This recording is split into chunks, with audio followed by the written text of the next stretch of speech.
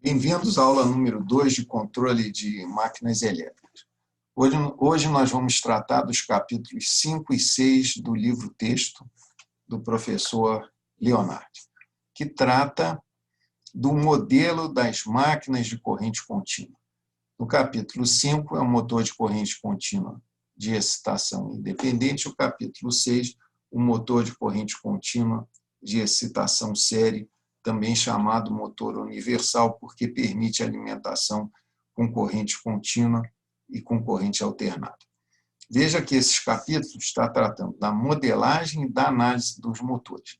Ainda não entramos na parte de controle, que será visto nos próximos capítulos. Outro ponto que deve ser chamado a atenção para o entendimento do livro, para a leitura, é que o livro trata com variáveis normalizadas de tensões, correntes e velocidade. Assim é que se faz engenharia. Engenharia elétrica é costumeiro o uso de valores por unidade, em PU. Não faz sentido dizer 10 amperes é grande ou pequeno. Você tem que comparar com um valor compatível com aquele sistema que você está trabalhando, um sistema de potência. Uma tensão de 100 kV é elevada? Não sei, depende. Se trata de um sistema de 500 kV, não é uma tensão alta. Então, tem que se ter uma referência. E assim faz o livro em relação a todas as variáveis que são trabalhadas. Aqui está indicado um modelinho do motor de corrente contínua de excitação independente, e para corrente de excitação, aqui é o campo, e de armadura, a corrente de armadura, e tensão de armadura é representada por UA. Outra coisa que deve se chamar a atenção, as tensões, as setas, vão do maior potencial para um menor potencial. Assim é na nomenclatura DIN. Então, o terminal superior aqui é positivo, o terminal inferior é negativo. Isso daqui representaria o circuito de excitação, o E igual a RE e E, dφE sobre dt, e a tensão de armadura, o A igual a RA e A, mais LA, DIA sobre dt, mais a força contra-eletromotriz, que, como sabemos, é proporcional à velocidade de rotação, representada por ômega, e pelo fluxo de excitação.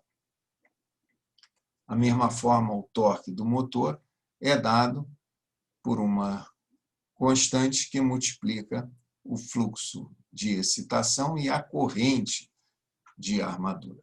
Lembra que torque é a interação entre correntes, o fluxo é uma forma de corresponder, representar a corrente de excitação. Na hora de escrever o diagrama de bloco, todas essas grandezas são normalizadas. E as variáveis que o professor Leonardo escolhe como referência deve-se destacar a corrente de armadura nominal ou de referência não é a corrente nominal, é a corrente de rotor bloqueado. Da mesma forma, a velocidade que ele escolhe como velocidade de referência não é a velocidade nominal, é a velocidade do motor a vazio. Isso tudo é uma questão de gosto, mas é importante ter uma referência. Você vai notar que as correntes que aparecem ao longo dos gráficos do livro, as correntes de armadura, têm valores pequenos, elas normalizadas. Por quê? Porque a referência usada é uma corrente elevada, que é a corrente de rotor bloqueado, que pode chegar a 8 a 10 vezes o valor da corrente nominal.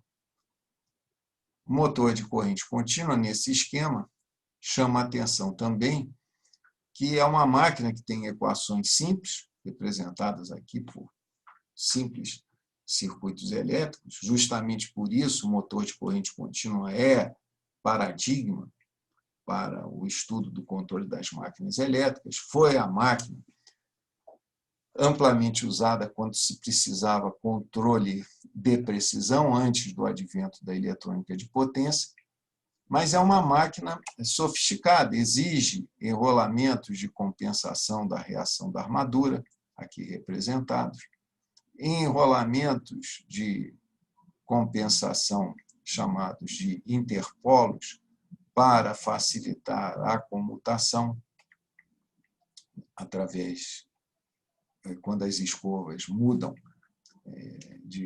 os condutores que estão sendo comutados mudam de posição para não haver faiscamento, é necessário se colocar esses interpolos.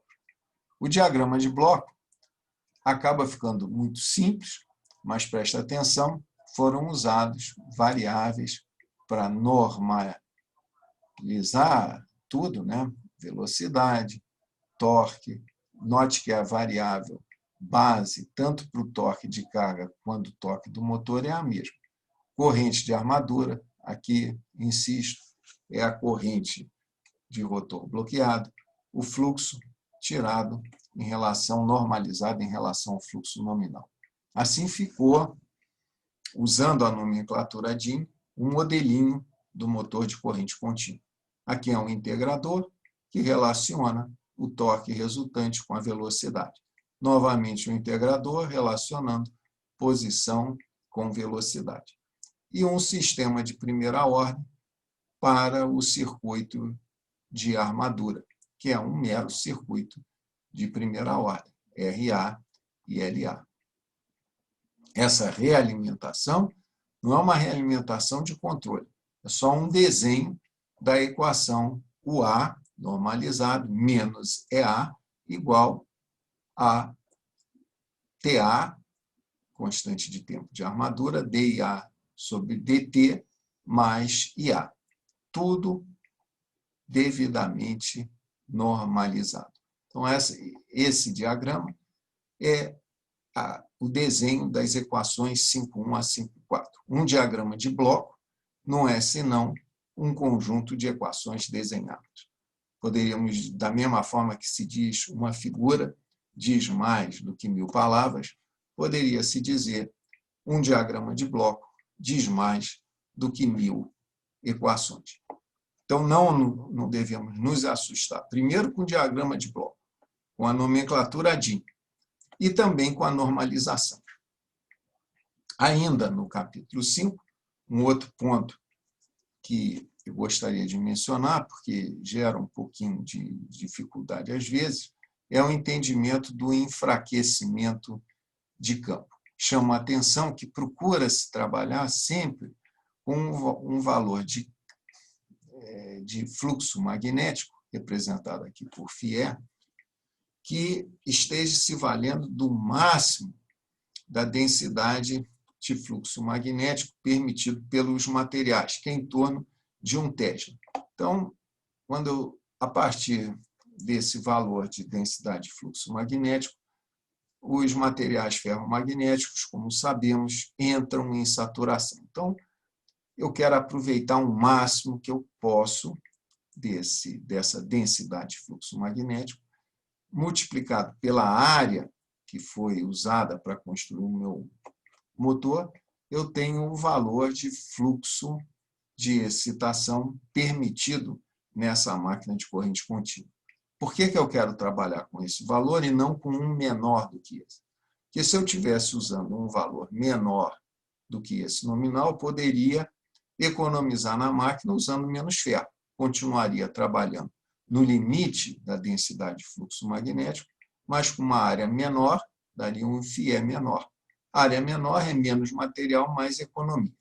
Então, a princípio, se deseja trabalhar com o máximo de fluxo magnético permitido para aquela construção mecânica que foi feita do motor. Com isso, eu consigo obter um torque com uma corrente menor. O torque limpo é proporcional ao produto do φ com a corrente de armadura. Se o φ é máximo, a corrente de armadura é a menor para produzir aquele torque. Lembro também que a tensão terminal, né, ou a força contra-eletromotriz, é, novamente, uma constante, multiplicando a velocidade de rotação e o valor do fluxo de excitação. No sistema SI, isso é fácil demonstrar, tem no livro apresentado, essa constante é a mesma, tanto para a determinação do E, quanto para a determinação do torque. Ou seja, o E é kappa, φe é ômega. O torque do motor, kappa, φe é e A. E é a mesma constante, desde que se trabalhe com um sistema único de unidades, coerente de unidade. Bem, então, se eu mantenho o φe no valor máximo permitido, nominal, a corrente de armatura é a menor para a mesma determinação de torque. E a tensão é proporcional à velocidade e ao φ. Qual é a ideia do enfraquecimento de campo? Se eu cheguei numa situação em que a tensão chegou no valor da tensão nominal, e eu desejo, ainda nessas condições, aumentar a velocidade de rotação, um recurso é enfraquecer o campo, começar a trabalhar com um φe menor do que o valor nominal. Isso é simples, é só diminuir a corrente de excitação. Estou aproveitando menos o material ferromagnético que eu coloquei, mas eu ganho uma vantagem. Por quê? Para uma mesma tensão terminal, eu posso agora trabalhar, ter uma velocidade de rotação maior, porque, novamente, o E é dado pelo ômega vezes o φ. Se eu diminuo o φ, eu posso aumentar o ômega. Alguma coisa se perde, e o que se perde é na capacidade de torque, porque eu continuo com a mesma corrente nominal, mas o fluxo agora é menor. Essa ligação toda de variáveis pode ser colocada num gráfico, como está apresentado na figura 5.7 do livro. Chama a atenção que não é um gráfico de torque com velocidade, é um gráfico de capacidade de torque ou capacidade de potência com velocidade. Então, tem uma região central entre ômega zero, velocidade que ele escolhe como nominal, como referência, que no caso é a velocidade da máquina em vazio, e menos ômega zero. Nessa faixa, eu mantenho o fluxo no valor nominal dele, pelos motivos já ditos de aproveitamento, melhor aproveitamento do material que foi usado na construção da máquina. E vou alterando a tensão terminal para, com isso, alterar a velocidade. Até que eu chego num ponto em que não tenho condição de continuar aumentando a tensão terminal, porque eu já cheguei no valor nominal dele. A partir desse ponto, essa tensão tem que se manter constante. Mas eu consigo, ainda assim, aumentar a velocidade, enfraquecendo o campo. O produto, campo enfraquecido, velocidade aumentada, continua dando o mesmo E.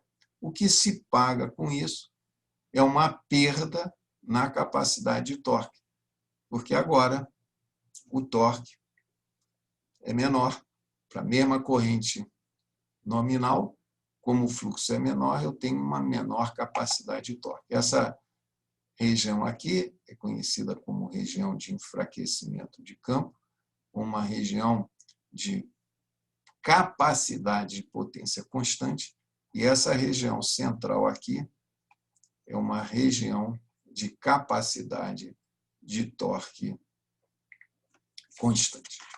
Esses são os principais pontos que tem que ser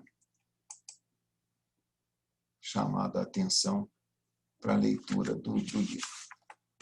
O capítulo 6 do campo série é a leitura é interessante, mas não será considerado como um capítulo muito importante para o entendimento do nosso curso. Obrigado pela atenção. Por hoje é só.